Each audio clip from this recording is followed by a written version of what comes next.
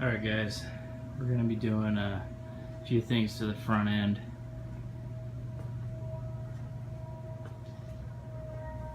So the first thing we're going to be doing on this front end, I'm going to be replacing these old shocks with these coilovers.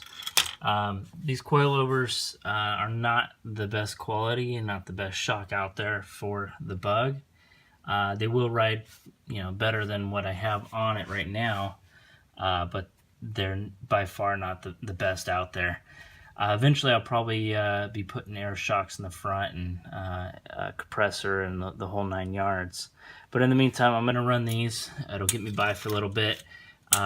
Best thing about these is they're adjustable, so if I want to raise the spring rate, I just need to bump this up a couple notches and the spring rate will change. They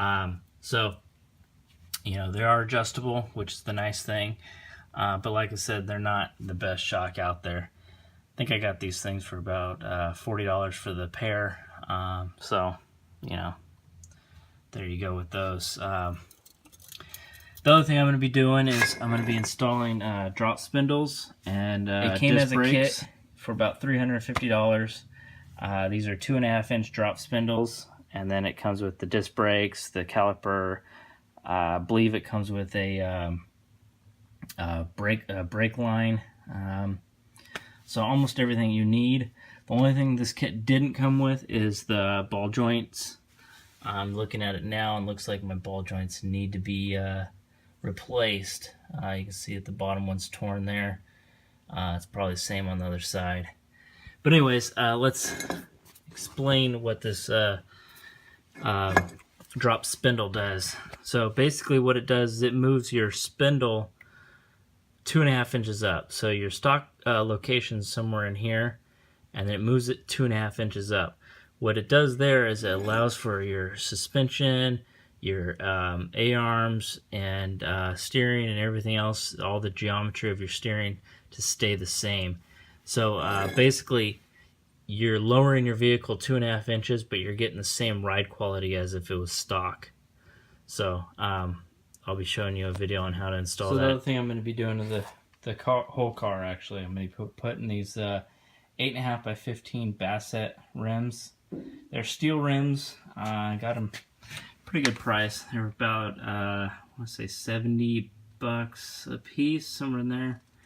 Not bad. They'll be replacing those 5-inch by 15 rims in the front, so it's going to give me a wider stance as it is with going from a 5-inch to an 8-inch rim. So I'm going to get those tires mounted up, which I have right over here. These are Hankook's Hankook Ventus 2 Concepts 205/50 15s there. A little hard to see. See if I can tilt it and get some light on there. So stay tuned. We're gonna get this whole front end dialed in, and we'll get that thing lowered and looking good. All right, guys. So there's the disc brake for the front. You may notice that these are 4 lugs. Those are 4x130, not the 4x100. Okay, and in order for me to mount up these, so you notice that there's 5 holes there. Those are 5 by 4 3/4, and the way they measure these, well, we'll start out with the 4-inch or the 4 lug. The way they measure the 4 lug is they go from this one to this one. So it's 130 millimeters across from lug to lug. Now these are standard dimensions, so you're looking at 5 by 4 3/4. That means you're going to go diagonal. You can go either to this one or to this one, but center of one hole to the center of the other hole will be 4 3/4. So in order for me to mount those up, I needed to get a wheel spacer. So this wheel spacer will actually mount up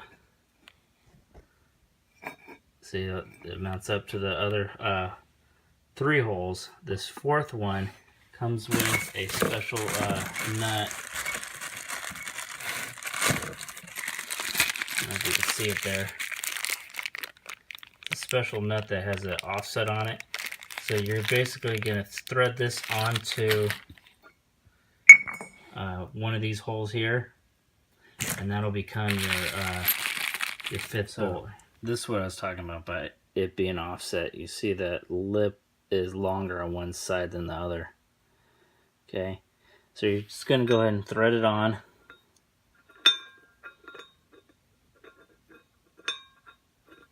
It's a little difficult because it is offset. There we go. Oh. There we go. Got it started. So now that circle will line up with that circle right there. So you're just going to basically, you got to drop it on and then tighten it down so all the rest of the holes will line up. You can see I'm off right now. So go ahead and tighten it down over this way.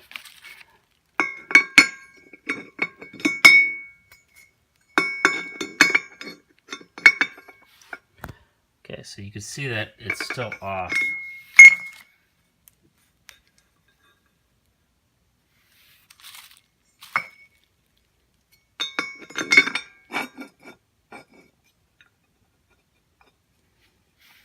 So now that I got all of them lined up, see, then you're just going to go ahead and use 7/16 by 20 lug nuts.